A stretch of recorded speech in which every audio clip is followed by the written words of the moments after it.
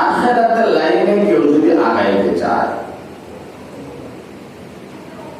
কেউ যদি তার আখিরাতটাকে সমুজ্জ্বল বানাইতে চায়, অল্প হায়াতে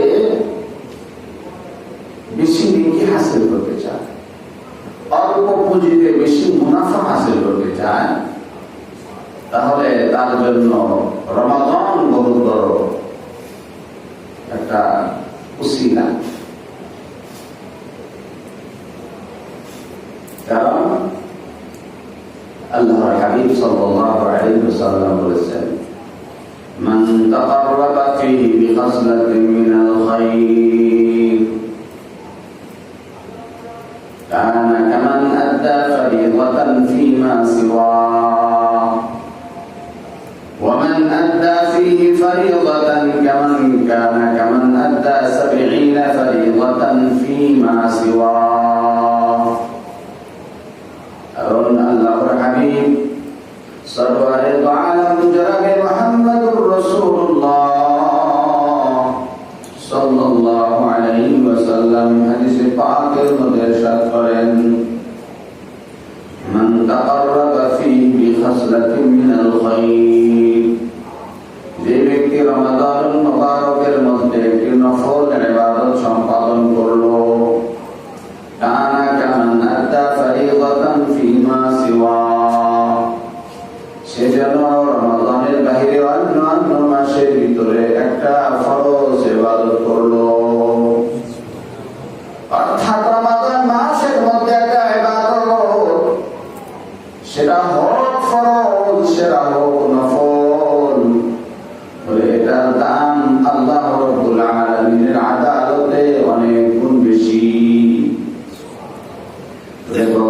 কত বেশি আল্লাহর হাবিব বলেন, যদি কেউ নফল ইবাদত সম্পাদন করলো, তাহলে সে ব্যক্তি অন্য মাসের ভিতরে একটা ফরজ ইবাদত করার সওয়াব পাবে।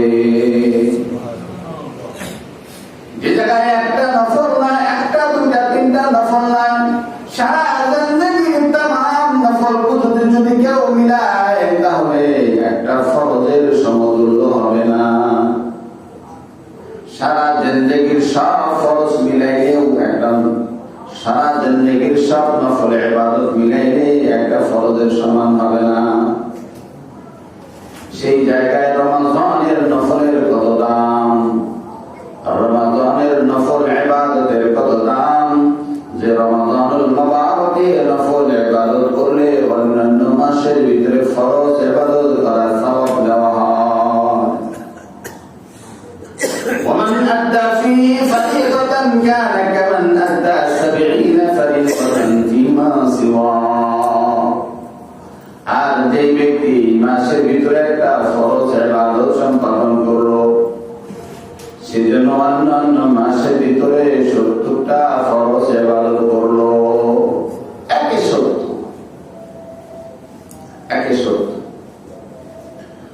অর্থাৎ অন্যান্য মাসের ভিতরে 70টা ফরজ ইবাদত সম্পাদন করলে যে সওয়াব আর নেকি পাওয়া যায়, আল্লাহর হাবিব বলেন রমাদানুল মুবারকের বরকত এমন বেশি, বলে রমাদানের বরকত হলো 70।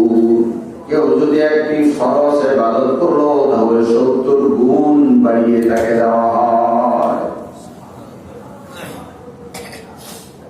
সেক্ষেত্রে ইখলাসের তারতম্যের ভেদে